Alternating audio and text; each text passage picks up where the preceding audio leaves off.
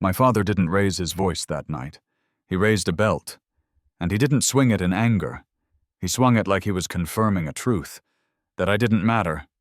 The first hit stole the air from my lungs. The second made my ears ring. The third, I didn't feel that one. I was already gone inside. But I didn't scream. I didn't cry. I just stared at him. And in that silence, I promised myself one thing. They would never see me the same way again. And they had no idea what I was about to do. My name is Rachel Monroe. I was 17. On paper, I was just your average high school senior in Pearland, Texas. But in reality, I was a ghost in my own home. A live-in maid with no pay, no rights, and no exit. My brother Logan never lifted a finger. My mom, Sharon, believed girls were born to serve. And my dad, Robert, he ran the house like a Marine barracks, only colder. They thought obedience made me weak, but they forgot one thing. I was watching. I was learning. And they trained me better than they ever meant to. Before I take you down this road, before I show you what silence can really do, go ahead and hit that like button. Subscribe if you're new. And drop a comment below if you've ever felt like the invisible one in your family. Because what happened next? You won't believe how clean revenge can be. They called it a family meeting. But in the Monroe house, that meant one thing: court was in session, and I was the defendant. Logan slouched on the couch like he owned the place, legs wide, phone in hand. Mom stood with her arms folded like she was holding back disappointment she'd prepared all day. And Dad sat in his recliner like a judge waiting to hand down a sentence. "Sit," he said. "I didn't." Logan didn't even look up. "She hasn't been folding my laundry," he muttered. "Bathroom's nasty too. She's been slacking." Slacking? Like I was an employee they hadn't fired yet. Like the hours I spent cooking, scrubbing, and tiptoeing around their moods weren't enough. "She's 17, for God's sake," I said. "He's 17 too. Let him fold his own damn shirts." Mom's jaw locked. "Watch your mouth. He's a boy. Rachel, he deserves better than this." Those words shouldn't have shocked me. But they did. Because they didn't say it with anger. They said it like it was scripture, like it was math. "Deserves," I asked. "And I don't. I gave you a home, food, clothes." Dad growled. "We didn't raise you to argue. We raised you to contribute." I had heard that word my whole life. Contribute. Not belong. Not matter. Just perform. Maintain. Obey. I took a breath. I'm done doing his laundry. I'm done cleaning up after everyone like a damn maid. That's when he stood, and I stepped back. The belt was already there, coiled on the table, like it knew it was about to be used. He grabbed it, looped it once around his fist, swung. Crack! Across my back. Crack! Across my arm. Crack! My knees buckled. "You forgot your place!" he barked. And the scariest part, no one moved. Mom didn't blink. Logan didn't flinch. They weren't horrified. They were satisfied. I straightened up. Bruised, but still upright. And for the first time, I saw it clearly. They didn't see a daughter. They saw a tool, a product, something to use until it broke. "I'm not your servant," I said. Then I turned and walked out. No suitcase, no goodbye, just a phone, a hoodie, and a notebook zipped in my backpack. I walked 2 miles to Danny's place, my best friend since 6th grade. Her porch light was still on. She opened the door, looked at me, didn't ask a single question. Just said, "Come in." I slept on a yoga mat that night, with a balled-up hoodie as a pillow. My ribs ached. My arm throbbed. But my heart, it beat freely. No one knocked on the door. No one told me what to clean. No one barked, "Contribute." The next morning, her mom, Miss Lisa, made pancakes. The real kind, with syrup and butter and laughter in the kitchen. When she asked, "You okay staying a few days?" I just nodded. She looked at my arm, then asked, "More than a few?" That's when I realized I wasn't just gone. I was free. But I didn't want revenge. Not yet. First, I needed to remember who I was. Who I had always been, even when they never saw me. That's when I opened my notebook and wrote the words that started everything. Things I did before they said I wasn't enough. You might think that night was the beginning, but really, it was the ending of something that had been breaking for years. Growing up in the Monroe house felt like living in a hotel where I was both the guest and the maid, expected to keep everything perfect but never truly welcome. From the time I was 8, I learned what mattered most: not love, not curiosity, not even honesty. Just usefulness. Usefulness was the only currency that counted in our house. If Logan spilled soda on the couch, I cleaned it. If he forgot his homework, I stayed up late helping him finish it, even if it meant sacrificing my own. If Dad wanted coffee ready at 600 a.m. sharp, I set my alarm for 5:45. No one ever thanked me. Not once. They didn't need to. They'd already convinced me this was my job. "You're the girl," Mom would say, folding laundry like she was reciting scripture. "Girls keep the house running." I used to believe her. Used to think if I worked hard enough, stayed invisible enough, they might finally see me, not as a servant, not as a shadow, but as a daughter, as someone. That recognition never came. Logan never had chores, never had expectations. He could sleep in, skip church, slam doors, anything. And no one said a word, because he was the son. Meanwhile, I memorized grocery lists, scrubbed grout until my knuckles bled, learned how to iron pleats so sharp they could cut. Even when I had a fever, I still made dinner, still packed Logan's lunch, still laid out Dad's socks. And when I cried, I was told to keep it down. "You're not helping when you act like this." I wasn't helping, because in the Monroe house, helping didn't mean assisting. It meant disappearing. It meant swallowing every complaint and still smiling. And when I didn't, they had a rotation of phrases locked and loaded. "Don't be dramatic. You're just trying to start trouble. No one's going to tolerate that attitude in the real world." They didn't raise me to be loved. They raised me to be palatable, to be quiet, neat, useful, like a dishwasher with a heartbeat. So I adapted, not by resisting, but by recording. At first, it was just a habit. I started writing down every task I did in a notebook I kept hidden in the lining of my backpack. 3 meals cooked, uniforms folded, bathroom bleached. Then came the deeper entries, times I was blamed for Logan's mess. Times he ate fresh meals while I scraped cold leftovers. Times I covered for him, took the fall, hid my own grades so he didn't look bad. Each page added weight to a truth I couldn't unsee. This wasn't a home. It was a job I never applied for, with no paycheck, no weekends, and 0 chance of promotion. What they called love was just control with nicer packaging. "You're lucky we don't charge you rent," Dad would bark when I pushed back.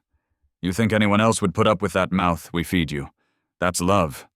But real love doesn't come with invoices.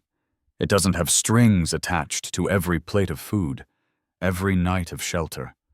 Real love doesn't keep score. So I kept score instead.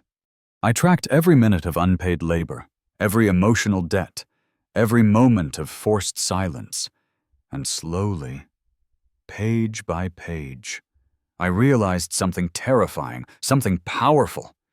They hadn't broken me. They had trained me. They taught me how to anticipate needs, hide emotion, and carry weight no one else would touch. And I was going to use every ounce of that training. Not out of rage, not for pity, but for precision. I wasn't planning revenge. I was building a case, one entry at a time. Because storms don't shout, they build quietly. And I was almost ready. The more I wrote, the clearer it became. This wasn't a phase. This was a system. One I had been drafted into before I even understood what a boundary was. And the system expected perfection from me. No errors, no delays, no voice. Every time I tried to push back, they found new ways to remind me of my place. Like the night Logan left his cleats caked in mud on the porch, Mom stormed into my room like it was my fault. "You knew he had a game tomorrow? Why didn't you clean them?" I was doing homework. She didn't care. The guilt didn't have to make sense, it just had to stick. Another time, Logan failed a math test, and Dad didn't scold him. He scolded me. If you were helping your brother like a real sister, he wouldn't be struggling. Real sister, like sisterhood meant servitude. I started noticing things I'd ignored before, like how Logan always got the new school supplies, fresh binders, matching pens while I reused old notebooks with my name scratched out. Or how Mom made his favorite dinner on Wednesdays because he needed protein for soccer. But I was lucky to get the leftovers before they were scraped into Tupperware. There were always excuses, always logic that made sense to them.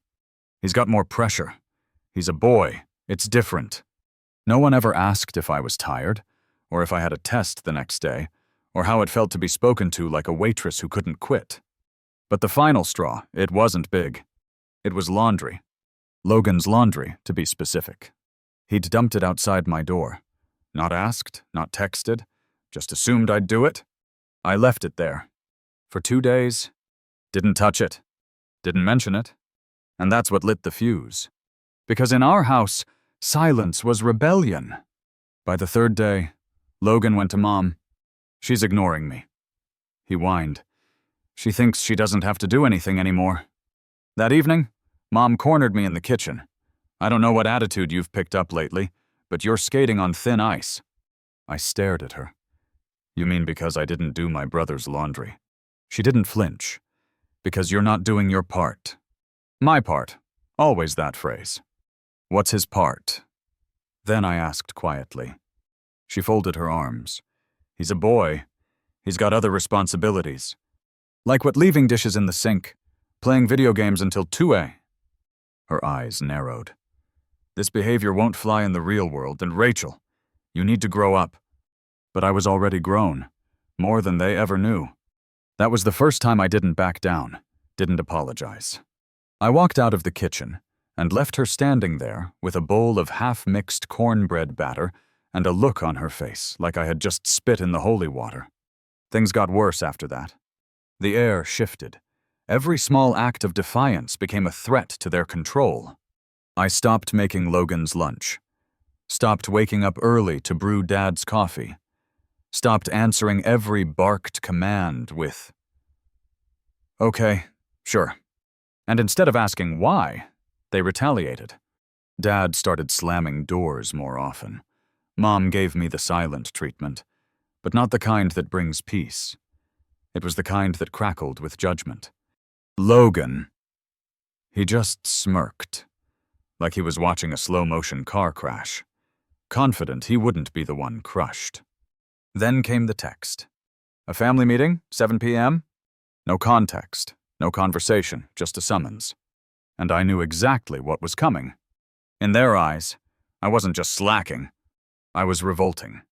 But what they didn't understand was that I hadn't stopped out of laziness. I had stopped because I saw the truth. They didn't love me. They used me. And they were about to find out what it meant when the one who kept the whole house breathing finally exhaled. I didn't sit when they told me to. That night, the so-called family meeting felt more like a sentencing hearing. Dad sat in his recliner, legs spread, hands gripping the armrests like a man preparing to deliver a verdict. Logan, of course, sprawled across the couch, bored, flipping through his phone like the outcome didn't matter. And Mom, she stood like a prosecutor, arms crossed, lips pursed, like this whole scene had been rehearsed. I stayed standing, not out of defiance, out of clarity. "You've been slipping," Mom began, tilting her head like she was disappointed in a stray dog. "She's not doing laundry," Logan chimed in. "Bathroom's gross. It smells." "She hasn't made breakfast in a week," Dad added. Calm but sharp. "This is not how we raised you." No one asked how I was doing. No one asked why I stopped. Because they already had the story written, and my role in it to submit. I didn't raise my voice. I didn't cry. I just said, "He's 17. He can fold his own clothes." Dad's hand twitched. Logan smirked. Mom's eyes narrowed. "Watch your tone." "He's a boy. Rachel. He deserves peace in this home. He deserves clean clothes." I looked at her, really looked at her, and finally understood. She wasn't just repeating old ideas. She believed them. Believed that being born male earned you comfort, and being born female meant you owed service. "And I asked. I cook. I clean. I do everything. And it's never enough, is it?" "You were raised to serve," Dad said. "No shame. Just certainty.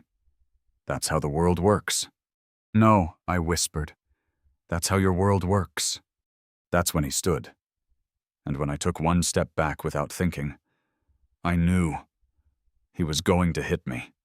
There was no hesitation, no yelling, no warning, just movement. The belt had been waiting on the table like an invited guest. He grabbed it, wrapped it around his fist once, and swung. The first hit landed across my back. The crack echoed through the room. I didn't scream. The second struck my arm. I clenched my jaw. The third caught my side. I stumbled. "You've forgotten your place," he barked. But it wasn't pain I felt. It was confirmation. This is who they are. Logan didn't move. Mom didn't flinch. They didn't see me as a daughter. They saw me as a failed investment. When it was over, or maybe when he got tired, I stood up straight. My voice was steady. "I'm not your servant." And I walked out. No tears, no suitcase, no apologies. Just a hoodie, a charger, and the notebook zipped in my backpack. That was it.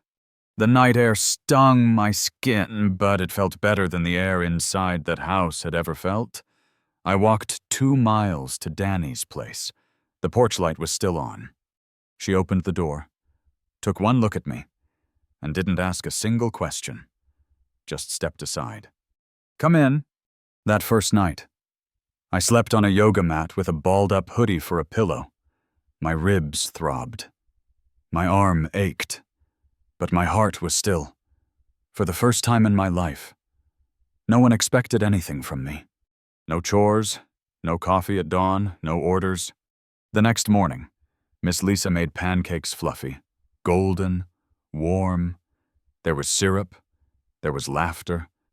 And when she asked, "You okay staying a few days?" I nodded. She looked at my arm, then added, "More than a few." I nodded again. They gave me a blanket, cleared out a corner in the storage room, put down a second-hand mattress, a wobbly dresser, and a tiny lamp with a flickering bulb. It wasn't much, but it was mine. In those quiet days, I waited.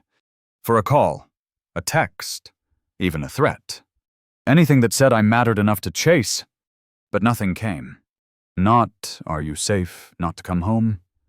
Just silence. The same kind they used against me all those years. But this time the silence was mine, and I was about to weaponize it. I pulled out my notebook, flipped past the list of tasks, past the days of invisibility, and I titled a fresh page, "Things I Did Before They Said I Wasn't Enough." I wrote fast. 3 meals a day, cleaned Logan's bathroom, ironed uniforms, grocery runs, packed lunches.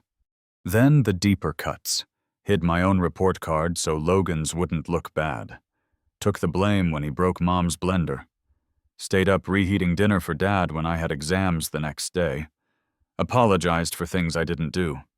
The list kept growing, 10 pages, 15, more, and when I finished, I knew this wasn't just a memory. It was a record. They owed me, not in money, in respect, in care, in acknowledgement, and they would never pay it. So I stopped waiting. and I started preparing. At first, it wasn't about revenge. Not exactly. It was about memory, about proof, about not letting them rewrite the story of who I'd been. So I kept writing. Each bullet point in that notebook became a receipt for the life I'd lived in the shadows. But eventually, the pattern grew too loud to ignore. This wasn't just a list. It was a ledger, and they were deeply in debt. I stopped wondering why they hadn't reached out. Stopped waiting for guilt to kick in. Stopped hoping they'd wake up one day and see the vacancy they'd created. Instead, I got to work. The first thing I did was file for financial independence. With Miss Lisa as my legal witness, I submitted paperwork to revoke their access to everything: school records, medical files, even FAFSA-linked accounts. Then I called my bank, got a new debit card in my name, transferred every cent from the student savings account I'd earned babysitting and tutoring, locked it tight. Next was my phone. I contacted the carrier, set up a PIN code, and made sure no one could suspend the line or access location services. I wasn't running. I was cutting the leash. Then, I did something that surprised even me. I took photos of the bruises. Not for social media, not for the police. Not yet. Just to have them. I needed to see the evidence. I needed the truth in pixels, not just memory. I wasn't planning a scandal. I wasn't going to go on TikTok or write a thread. I didn't need validation. I needed clarity.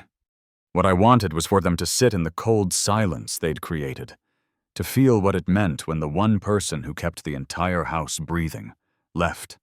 And as the days passed, the consequences began to show. Miss Lisa came home from the store one evening, setting bags on the porch with a tired sigh. "I saw your mom," she said casually. "Asked the clerk for help bagging groceries. Said her back was out." She paused. She didn't look hurt, just overwhelmed. I didn't reply, didn't smile, just nodded. That night, I opened the notebook again, titled "A New Page." What they lose without me. The next day, Danny's cousin Maya texted me a picture. It was Logan, standing outside a laundromat, trash bag over one shoulder, looking furious and confused, like the world had suddenly demanded something from him. A week later, Miss Lisa's friend from work, whose cousin worked with Dad, said he'd been late 3 days in a row, that he'd snapped during a staff meeting, that HR wrote him up.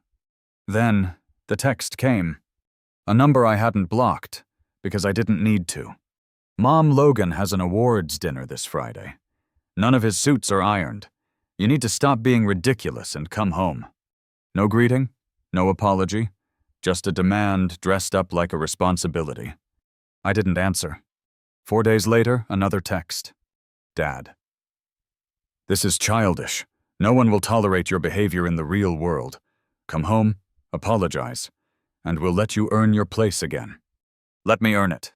I laughed. Not out loud. It was more like a breathless exhale, a release of disbelief so dry it burned. I took screenshots, not to show anyone, just to remember. Because this was who they were, and no one believed proof more than people like them. Meanwhile, my new life was small, quiet, but real. I enrolled at Houston Community College, nursing program, used my savings for books, helped Miss Lisa with groceries, took the bus, worked part-time at a local bookstore 3 afternoons a week, studied late, folded my own laundry. 2 loads every Friday. I didn't post about it, didn't try to prove anything, because I didn't need to anymore.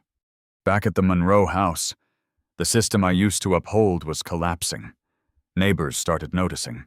Dishes piled up, trash bins overflowing, yard untrimmed. Logan started skipping school. One teacher even emailed the house twice. No response. Mom asked the church for help with meals, said she had a sudden mobility issue. And yet, to everyone else, they acted like I was just away, like I'd gone to some summer internship or leadership program. Danny told me one night over leftover spaghetti, "They're telling people you're pursuing maturity, Maturity. Funny how that word only got used when it suited their image. I didn't correct anyone. I just kept building. Then one morning, I packed a box. Inside it, I placed all the chore lists Mom used to tape to the fridge. The birthday card that read, "We didn't plan for you, but God has a purpose."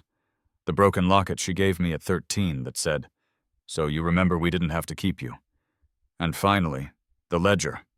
Printed, bound, labeled unpaid labor, years 1017. No note, no return address, just a shipping label. I left it on their porch at dawn. 2 days later, Maya sent me a text. "They didn't come out for hours. Then your dad opened the box. He looked pale. Good. Because I wasn't loud. I wasn't cruel. I wasn't vengeful. I was exact. And I had returned everything they had ever taken from me in the only language they truly understood. Documentation? Receipts?" Silence sharpened into truth. I never saw them open the box. But I didn't need to. I knew what was inside would do exactly what it was meant to. Not punish, just reveal. I had taken every task they assigned me, every word they used to shrink me, every silent debt they refused to acknowledge, and returned it to them in one clean, sealed delivery. It was never about screaming. It was about showing them what they lost when I walked out with nothing but the truth. After the drop-off, I moved into a studio apartment 2 blocks from campus. The floor creaked. The window stuck in the cold. The shower only offered 2 temperatures, boiling and glacier. But it was mine. I paid rent with my bookstore job, packed my own meals, folded my own clothes, lit a candle every Friday night. Not for healing or grief, but because I could. No one asked where I was going. No one demanded a chore list. No one barked about how my tone needed adjustment. And still the world didn't collapse. I didn't come crawling back. I didn't shatter without their commands. I breathed, fully, for the first time in my life. Meanwhile, the Monroes began to unravel. Not because I exposed them, not because I made noise, but because silence, the real kind, the kind they couldn't control, settled into that house like fog through cracked windows. I didn't ask for updates, but they found their way to me. A girl from our old church DM'd me one afternoon. "Your dad passed out in the grocery store. They said it was stress."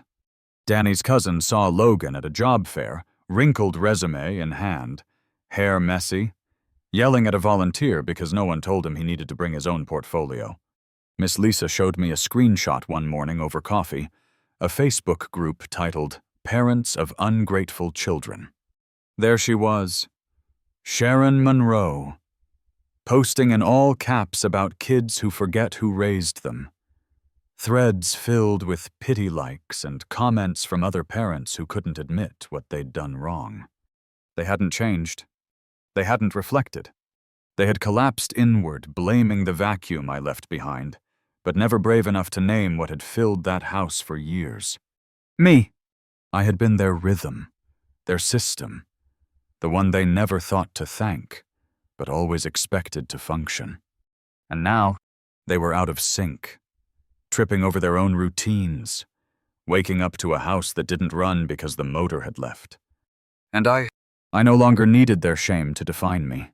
I no longer needed their absence to hurt, because I had learned something they never taught me, something no chore ever offered. Peace is louder than pain if you stay quiet long enough to hear it. They thought they were teaching me discipline, obedience, humility. But what they actually taught me was how to watch, how to wait, how to plan. They taught me to fold my emotions like towels, to carry weight without making a sound, to memorize patterns so deeply I could break them with precision. And when I walked away, I didn't explode. I dissolved from their lives with the same quiet they once demanded from me. Only now, it belonged to me. Sometimes I'd wonder, did they still print out chore charts? Tape them to a blank fridge out of habit? Did Logan ever figure out how to work the microwave? Did Mom still flinch when someone said my name? Did Dad look at his belt and remember that it wasn't obedience he beat into me, but resolve? But those were passing thoughts, curiosities, not grief. I didn't need answers, because they no longer held any power. And that was the real consequence. Not their unraveling, but my peace. They say revenge is a fire, but no one talks about the kind that doesn't burn, the kind that doesn't destroy, the kind that doesn't scream, the kind that leaves no mess, just absence. That's what I chose. I didn't torch their reputation. I didn't drag their names through court or social media. I didn't show up at Thanksgiving with bruises and receipts. Because that's what they expected. They expected rage. They expected a meltdown. They expected me to prove something. But I didn't have to. Because the most unforgivable truth wasn't in what they did. It was in how little they noticed what they lost. I didn't burn their house down. I just took the warmth with me. And now, when they sit in the cold silence of what used to be control, they'll finally understand what I was worth. Every dish I wash now is mine. Every shirt I fold, every meal I cook, every corner I clean, it's for me. No ledger, no guilt, no invisible audience waiting to be served. Just me. I light a candle every Friday, not out of grief, but as a reminder I made it out. And I stayed out. I know not everyone gets that chance. I know some people reading this are still living it, still keeping a house running for people who act like you owe them for being born. So if that's you, let me say something I wish someone had said to me a long time ago. You're not dramatic. You're not lazy. You're not broken for wanting more than scraps of affection dressed up as structure. You are not selfish for needing peace. You are allowed to stop giving what they never earned. You are allowed to fold the towel and never hand it over again. And no matter what they say when you finally walk away, you are not the villain in a story they wrote to excuse their control. You are the ending they didn't see coming. And if you're still quiet, still watching, just know this. They trained you for something too. And when you're ready, you'll use it in ways they never imagined. Not to destroy, but to rise. If this story hit something in you, if you saw even a piece of your own silence, your own history, in Rachel's journey, drop a comment and tell your story. Like, subscribe, share this with someone who needs it. Because sometimes the most powerful protest isn't noise. It's the sound of footsteps walking away and never coming back.